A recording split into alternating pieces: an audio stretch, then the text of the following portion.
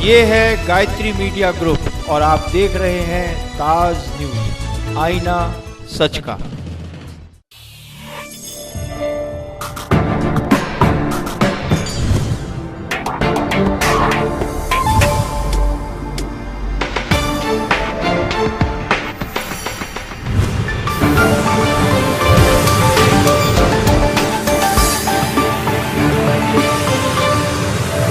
नमस्कार, ताज न्यूज के इस बुलेटिन में आप सभी का स्वागत है। आपके साथ मैं हूं अंजलि जैन। खबरों पर बात करेंगे विस्तार से, लेकिन उससे पहले नजर डालते हैं इस वक्त की सुर्खियों पर।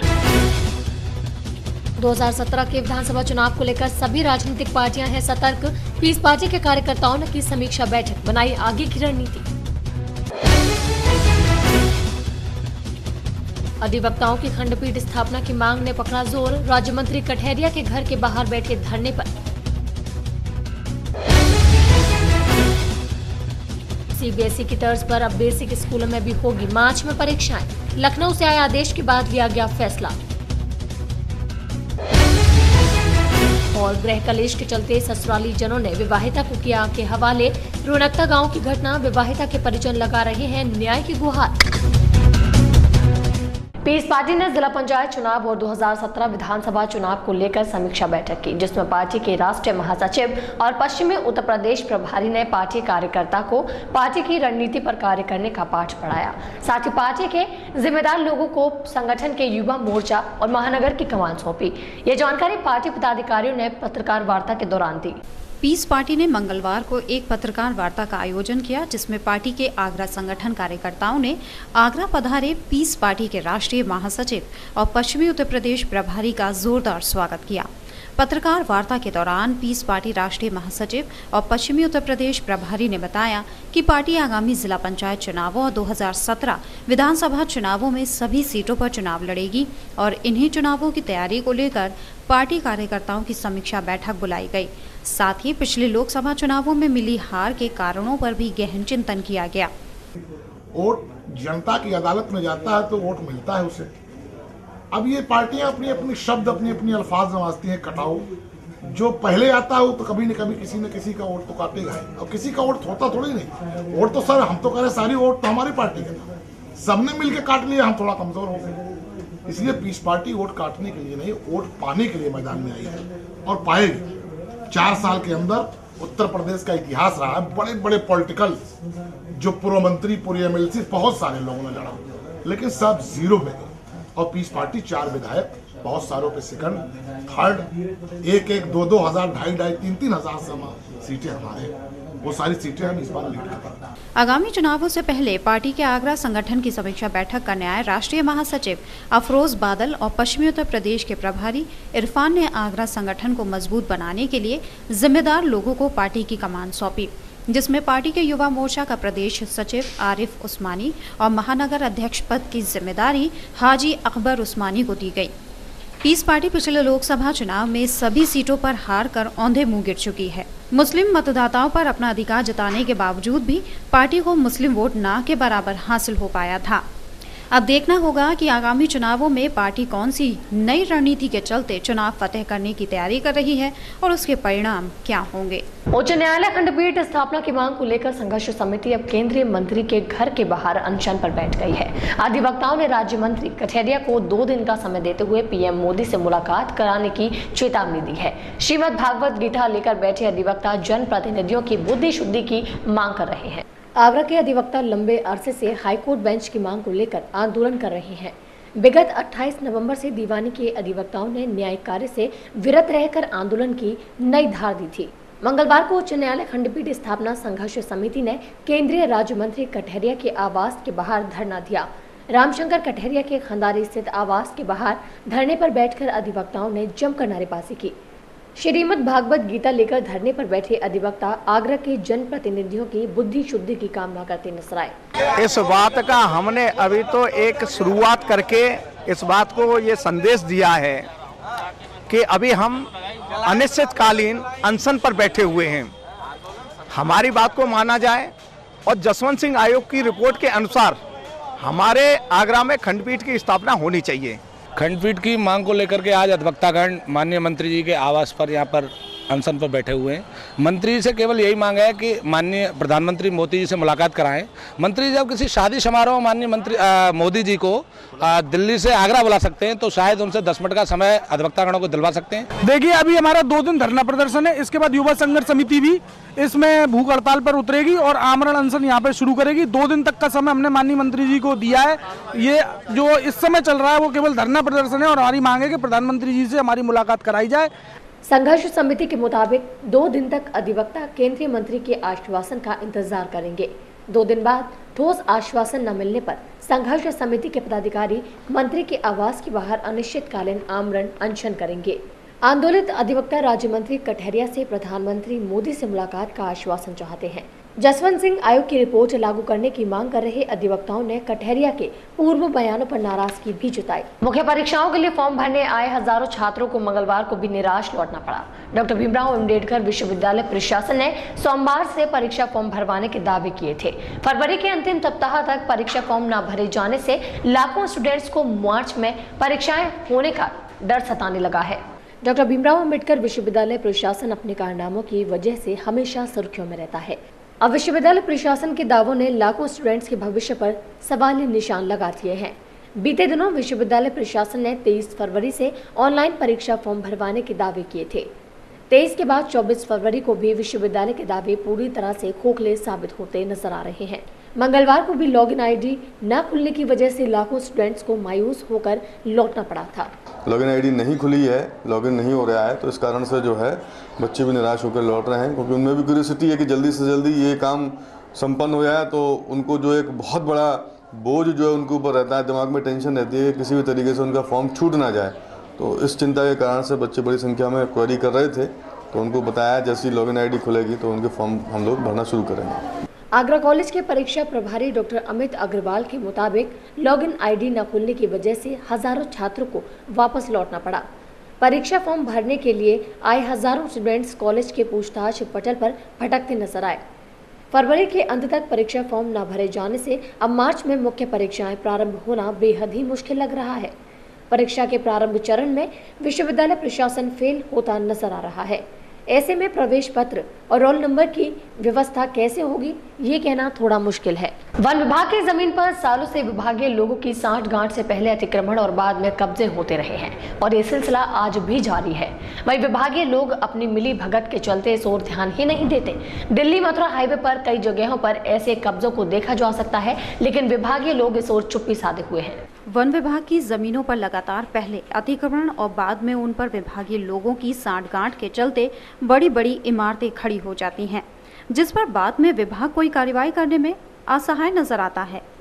बात की जाए आगरा दिल्ली हाईवे की, तो हाईवे किनारे ज्यादातर जमीन वन विभाग और वन निगम की है, जिस पर भगवान टॉकीज से ओमैक्स मॉल तक काफी इमारतों का निर्माण हो चुका है, जिस पर विभाग ने कोई आपत्ति जाहिर नहीं की और जिन्होंने की उन्हें चुप कराने का हर संभव प्रयास किया गया। सन 2001 के बाद सपा बसपा भाजपा जो भी सरकारें आई वो बिल्डरों से मिली, जैसे कि हेरिटेज हॉस्पिटल, शोकी कपूर का मॉल। जब बड़े केंद्रीय मंत्री आए, राज्य मंत्री आए, मात्र मंत्री उद्घाटन करने दिखावे के लिए आ रहे हैं, ऐसा कोई कारण नहीं। इससे जगह घेरने का एक तरीका बनाया गया लोगों ने। यहाँ से लेकर वहाँ तक मॉल खड़े कर दिए गए, ये कर दिए गए। अभी भी मेरी निगाह में एक जगह है जो करोड़ों की जगह है, जिस पर माफियाओं की अभी भी निगाह टिकी हुई है। फिलहाल हाईवे किनारे वन विभाग की जमीन असुरक्षित पड़ी है, जिस पर अवैध कब्जेदार पैनी नजरें गड़ाए बैठे हैं और विभाग लापरवाह। देखने से लगता है जैसे वन विभाग के विभागीय लोग खुद ही वन विभाग की जमीनों पर कब्जा कराने का मन बना चुके हैं। तभी तो वन विभाग की तमाम जमीनों पर हो चुके और हो रहे कब्जों पर कोई कार्रवाई नहीं हुई और जिन पर कार्रवाई करने की कोशिश की उन फाइलों को पैसों के दम पर दबा दिया गया। अब सीबीएसई के तर्ज पर बेसिक स्कूलों में मार्च में परीक्षाएं संपन्न कराकर अप्रैल में नए सत्र की शुरुआत होगी। अभी तक परिषदीय विद्यालयों में जुलाई माह से नए सत्र का शुभारंभ होता था, लेकिन अब लखनऊ से आए आदेश के मुताबिक मार्च में द्वितीय सप्ताह में परीक्षा और अंतिम सप्ताह में परिणाम घोषित होंगे। बेसिक शिक्षा परिषद के विद्यालय भी अब सीबीएसई पैटर्न पर चलेंगे। विभाग ने नए पैटर्न की शुरुआत के लिए अभी से तैयारियां शुरू कर दी हैं। लखनऊ से आए आदेश के मुताबिक मार्च के द्वितीय सप्ताह तक कक्षा 1 से 5 तक की परीक्षाएं पूर्ण कर ली जाएंगी। मार्च के अंत तक परीक्षाफल घोषित करके 1 अप्रैल से नए सत्र का शुभारंभ होगा। अभी तक परिषदीय विद्यालयों में नए सत्र का शुभारंभ जुलाई से होता था। अब बेसिक शिक्षा विभाग पैटर्न में बदलकर सीबीएसई की तर्ज पर विद्यालयों को संचालित करेगा। देखिए, आदेश तो हो रहे हैं सीबीएसई बोर्ड के पैटर्न पर चलाने के लिए, लेकिन मैं नहीं समझता कि ये आदेश सफल हो पाएंगे, क्योंकि सीबीएसई पैटर्न पर लगाने के लिए सबसे पहले स्टाफ की आवश्यकता है, बिल्डिंग की आवश्यकता है। हमारे नगर क्षेत्र के एक भी नगर क्षेत्र क्या जनपद के बता रहा हूँ, किसी विद्यालय में लाइट का कनेक्शन नहीं है, पानी की व्यवस्था नहीं है, बैठने के लिए नहीं है, फर्नीचर नहीं है। तो जब तक ये सारी सहूलियतें हमको प्रोवाइड नहीं होंगी सीबीएसई बोर्ड पैटर्न पर, शायद ही ये डरा चल सके। उत्तर प्रदेश प्राथमिक शिक्षक संघ के नगर मंत्री ने सरकार के इस प्रस्ताव पर नाराजगी व्यक्त की है। राजीव वर्मा के मुताबिक परिषदीय विद्यालयों में संसाधनों का बेहदी अभाव है। ऐसे में अंग्रेजी माध्यम विद्यालयों से तुलना करना सरासर गलत है। आगामी दिनों में शिक्षक संगठन शासन के इस प्रस्ताव का पुरजोर विरोध भी करेगी। शासन के नए फरमान से स्कूलों के समय में भी परिवर्तन कर दिया गया है। अब हर मौसम में सरकारी प्राइमरी स्कूल सुबह 9 बजे से शाम 5:30 बजे तक खुलेंगे। डीबीबीएनएल ने अपने विभाग के उपभोक्ताओं को मुश्त रकम योजना का लाभ देने के लिए और मोहलत देने का फैसला लिया है। सरकारी बिजली विभाग ने 28 फरवरी को समाप्त होने वाली एक मुश्त रकम योजना को 31 मार्च तक चलाने का निर्णय लिया है, जिसमें बिल की ब्याज पर ग्रामीण उपभोक्ताओं को 100% और शहरी उपभोक्ताओं को 50% की छूट दी जाएगी।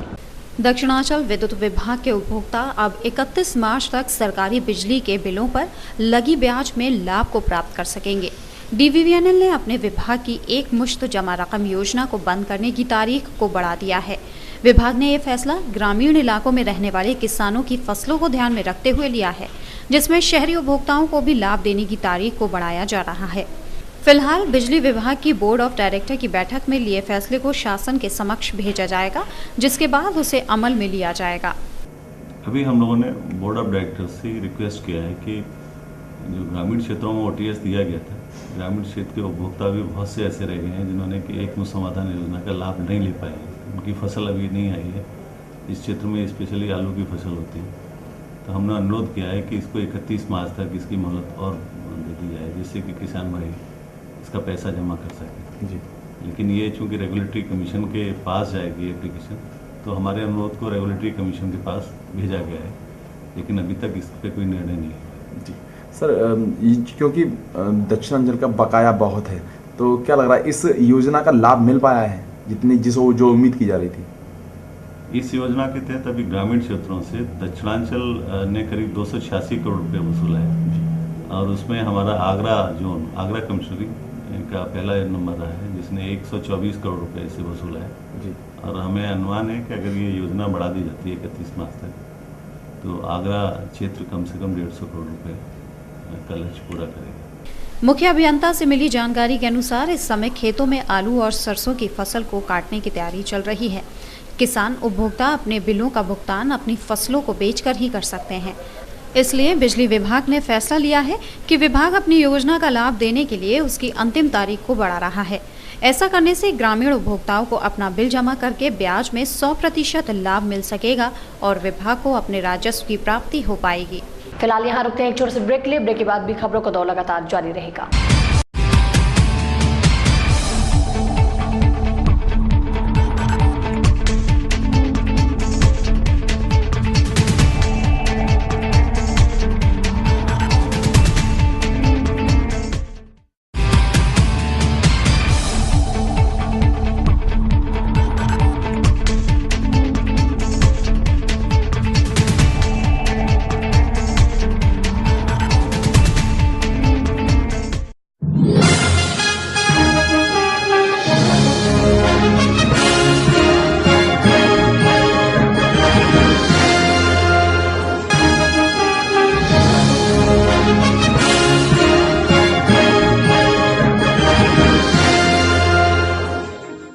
नंदिनी ग्रुप का एक और कदम, नंदिनी स्टेट। अब कागारौल में एक ऐसी कॉलोनी जहां आप पा सकते हैं पक्की सड़क, स्वच्छ जल, बिजली की सुनिश्चित आपूर्ति, हरे भरे पार्क, भव्य मंदिर, कॉमर्शियल प्लॉट और दुकान, वो भी बहुत कम कीमत में। ये सब सुविधा कागारौल में गेटबंद कॉलोनी यानी नंदनी स्टेट में। अब गांव को शहर बनाना है, हमारा सपना आपका घर हो अपना। नंदनी स्टेट। साईं आशा प्रॉपर्टीज एडी अप्रूव्ड कोठी प्लॉट्स खरीदने व बेचने के लिए संपर्क करें। ताज नगरी 2 में एडी अप्रूव्ड प्लॉट्स के लिए संपर्क करें।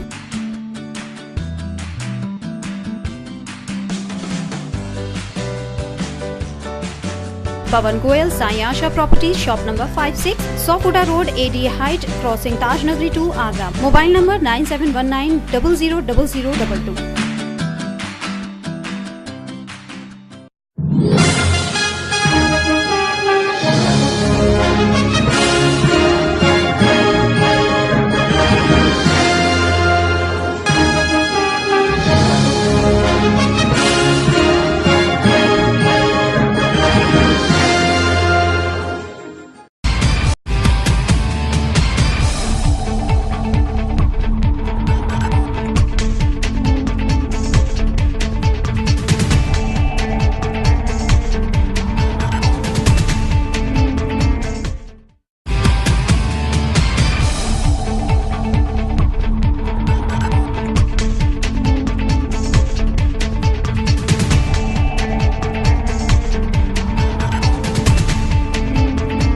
जिला सेवा योजना कार्यालय में अब SC/ST के स्टूडेंट्स को 1 वर्षीय रोजगार परक प्रशिक्षण मिलेगा। प्रशिक्षण पाठ्यक्रम में टाइपिंग, शॉर्ट हैंड के साथ कंप्यूटर का कोर्स निःशुल्क कराया जाएगा। 60 सीटों वाले इस पाठ्यक्रम में प्रवेश की अंतिम तिथि 10 मार्च होगी। अभी तक बेरोजगारों का पंजीकरण करने वाला रोजगार दफ्तर अब युवाओं को प्रशिक्षित भी करेगा। जिला सेवा योजना कार्यालय में अब SC/ST के छात्र छात्राओं को निःशुल्क प्रशिक्षण दिया जाएगा। 1 वर्षीय कोर्स में टाइपिंग, शॉर्ट हैंड के साथ कंप्यूटर का भी प्रशिक्षण दिया जाएगा। इन विषयों के साथ अंग्रेजी, बैंकिंग की जानकारी भी युवाओं को विभाग की ओर से दी जाएगी। 1 वर्षीय प्रशिक्षण पूरा करने के बाद लखनऊ से सफल अभ्यर्थियों को प्रमाण पत्र दिया जाएगा। ये क्षेत्रीय सेवा योजना कार्यालय में शिक्षण मार्गदर्शन केंद्र खुला हुआ है, तो उसमें SC के और OBC के बच्चे जो हैं उनके लिए निःशुल्क गवर्नमेंट की तरफ से ट्रेनिंग की व्यवस्था करी गई है। तो उसमें टाइपिंग, शॉर्ट हैंड है, कंप्यूटर भी है, अकाउंटेंसी, मैथ, ऐसे सब्जेक्ट हैं कि वो कंपटीशन के हिसाब से भी उनकी तैयारी हो जाती है। और 1 साल का ये सेशन है, फाइनेंशियल ईयर से स्टार्ट होता है, ये 1 अप्रैल से स्टार्ट होगा। शिक्षण एवं मार्गदर्शन करके केंद्र है, उसमें टाइप, शॉर्ट हैंड और कंप्यूटर, सचिवालय पद्धति, गणित, टंकण, इसकी रिक्तियाँ निकली हुई हैं और इसमें फॉर्म भरे बच्चे। हाई इंटर क्वालिफिकेशन है उसकी। क्षेत्रीय सेवा योजना की कार्यकारी निदेशिका ब्रजबाला गुप्ता के मुताबिक आगामी 10 मार्च तक आवेदन पत्र स्वीकार किए जाएंगे। 1 वर्षीय प्रशिक्षण पाठ्यक्रम की कक्षाएं 10 बजे से 3 बजे तक जिला सेवा योजना कार्यालय परिसर में ही चलेंगी। युवाओं को प्रशिक्षित करने के लिए अलग अलग विषयों के विशेषज्ञों को नियुक्त किया गया है। प्रवेश प्रभारी के मुताबिक शासन की आरक्षण नीति के मुताबिक युवाओं को प्रवेश में वरीयता दी जाएगी।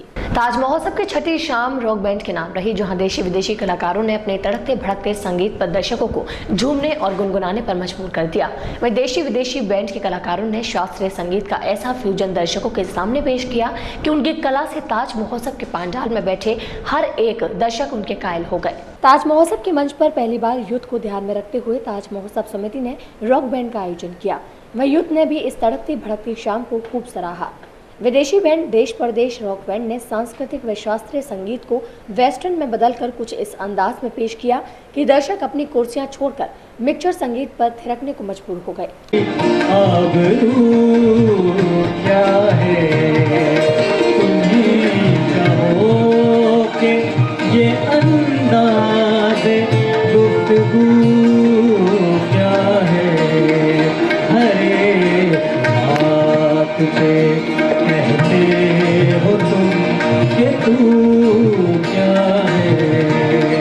ताज महोत्सव के मुक्ताकाशी मंच पर दूसरे दौर में आए मृग्या रॉक बैंड ने शास्त्रीय संगीत और सूफी गानों के मिश्रण को कुछ इस अंदाज में पेश किया कि शास्त्रीय संगीत की परख रखने वाले भी भौचक रह गए। दिल्ली से आए इस रॉक बैंड ने अपनी संगीत और प्रदर्शन से सभी दर्शकों के दिल जीत लिए, साथ ही अपने इस अंदाज से श्रोताओं की खूब तालियां बटोरी।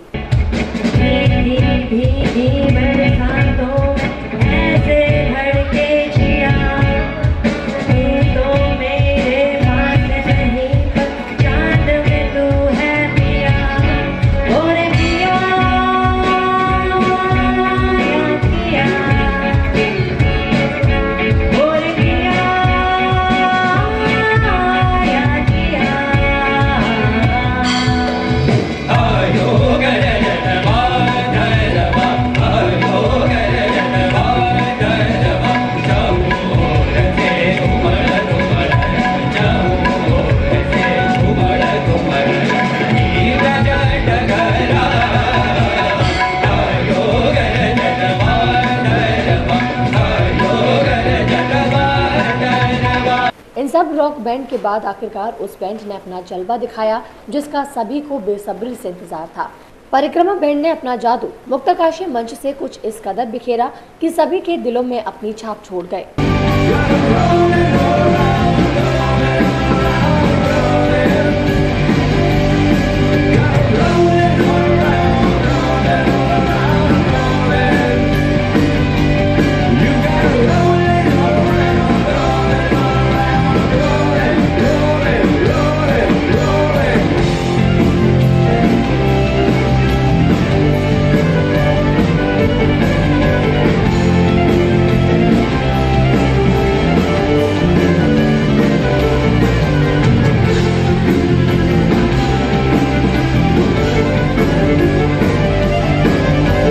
थाना सिकंदरा के रुनकता गांव में गृह कलेश के चलते पति और सास ने मिलकर बहू को आग के हवाले कर दिया। जब लड़के के परिजन थाने पहुंचे तो पुलिस ने उनकी एक ना सुनी और ना कोई कार्यवाही की। अब परिजन न्याय की गुहार लगा रहे हैं।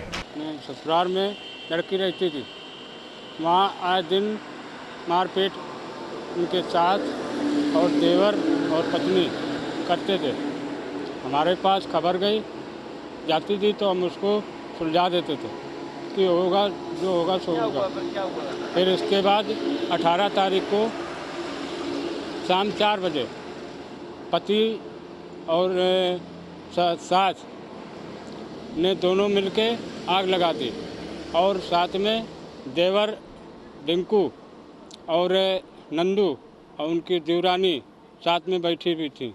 आगरा के थाना हरिपर्वत इलाके के खंडारी बापू नगर में मासूम के साथ दुष्कर्म का मामला सामने आया है। जब एक 10 साल के बच्चे के पड़ोस के ही रहने वाले हसन ने बहाने से बुलाकर उसके साथ दुष्कर्म करने का प्रयास किया। सूचना मिलने पर पहुंची पुलिस ने मुकदमा दर्ज कर कार्यवाही शुरू कर दी है। क्या हुआ मेरे को धोखा देता था, कहता था कि वो मैं तेरे को मारूंगा, जान से मार दूंगा। कोई सुनवाई नहीं हो रही है, कोई सुनना नहीं है। क्या हुआ है? मेरे बच्चे के साथ हुआ है, गलत काम हुआ है। कोई सुनाई नहीं हुई है। 8 बजे से 11 बज गए। क्या बोल रहे थाने वाले? क्या बोल रहे? कुछ नहीं बोल रहे हैं। वो क्या बोल रहे हैं? कोई कह रहा है नाम लाओ, कोई कह रहा है लिख के दो। ताज न्यूज के इस बुलेटिन में फिलहाल इतना ही। आगरा शहर की तमाम खबरों को जानने के लिए आप देखते रहिए ताज न्यूज और मुझे दीजिए इजाजत। नमस्कार।